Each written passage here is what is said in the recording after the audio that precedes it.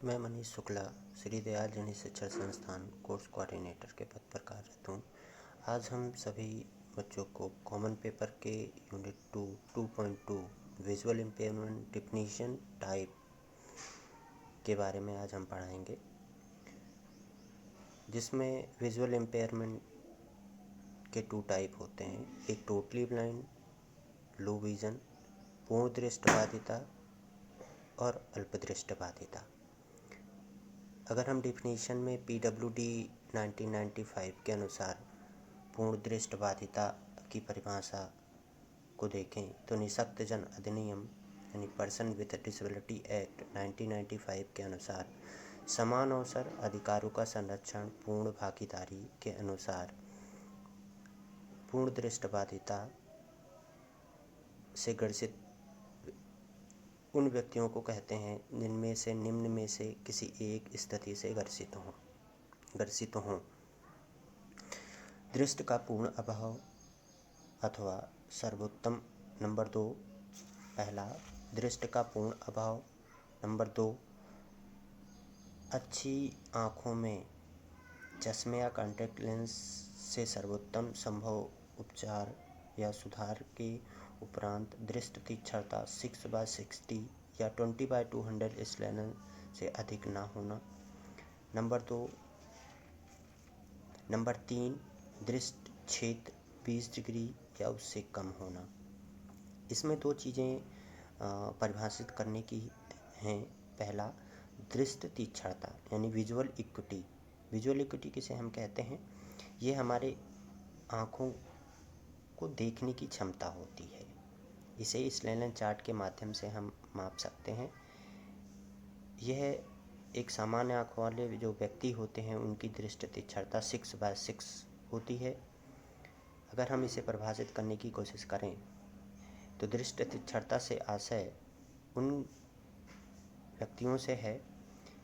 एक सामान्य आँखों वाला व्यक्ति किसी वस्तु को 60 मीटर की दूरी से, परंतु उसी वस्तु को एक दृष्टिहीन व्यक्ति 6 मीटर या उससे कम दूरी पर आने पर देख पाएगा। दृष्टि क्षेत्र की परिभाषा अगर हम दें तो एक सामान्य आँख वाला व्यक्ति अपने सिर व गर्दन को हिलाए बिना सीधी रेखा में जितना क्षेत्रफल वह देखता है उसे हम क्या कहते हैं? दृष्टि क्षेत्र कहते हैं। एक सामान्य आँख वाले व्यक्ति का दृष्टि क्षेत्र कितना होता है? 160 डिग्री। इसे हम माप भी सकते हैं कन्फर्मेशन टेस्ट द्वारा। अगर हम इसी परिभाषा को RPWD एक्ट द्वारा, ये तो PWD यानी पर्सन विद डिसेबिलिटी एक्ट के द्वारा मापा गया। अगर इसी हम परिभाषा को RPWD 2016 यानी right of person with disability act 2016 के अनुसार पूर्ण दृष्टिबाधिता की परिभाषा अगर हम देखें तो पूर्ण दृष्टिबाधिता से आशय उस स्थिति से है जो निम्न में से किसी एक स्थिति से ग्रसित हो। पहला, दृष्टि का पूर्ण अभाव अथवा नंबर 2, सर्वोत्तम उपचार के उपरांत दृष्टि तीक्ष्णता 3/60 या 10/200 स्लेनन से कम होना। दृष्टि क्षेत्र नंबर 3, दृष्टि क्षेत्र 10 डिग्री या उससे कम होना।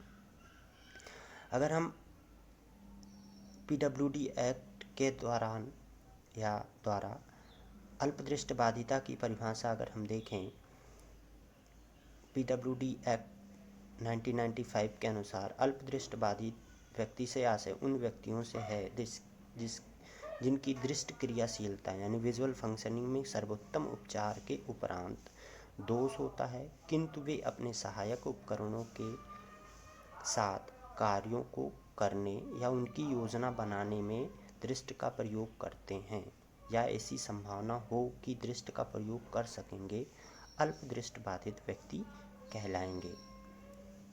WHO के अनुसार, विश्व स्वास्थ्य संगठन 1992 के अनुसार अल्पदृष्टिबाधिता की परिभाषा अगर हम देखें तो अल्पदृष्टिबाधिता से आशय उन व्यक्तियों से है जिनकी आँखों में सर्वोत्तम संभव सुधार के बाद भी दृष्टि तीक्ष्णता 6/18 या 6/60 के मध्य होती है या बीच होती है, या जिनकी दृष्टि क्षेत्र जो होता है वो 20 डिग्री व 30 डिग्री के मध्य होता है, अल्पदृष्टिबाधित व्यक्ति कहलाते हैं। अगर हम अल्पदृष्टिबाधिता की परिभाषा RPWD 2016 के अनुसार देखें तो अल्पदृष्टिबाधिता से आशय उन व्यक्तियों से है जिनकी आँखों में सर्वोत्तम संभव उपचार के उपरांत दृष्टि तीक्ष्णता 6/18 या 20/200 से 3/60 या 3/60 या 10/200 स्लेनन के मध्य हो तथा दृष्टि क्षेत्र 40 डिग्री से 10 डिग्री के मध्य हो। ये अभी तक अल्पदृष्टिबाधिता की परिभाषा थी। हम स्लेनन चार्ट आपको इसी स्लाइड के पीछे दे देंगे। इसमें स्लेनन चार्ट कैसा होता है आप देख सकते हो। Thank you.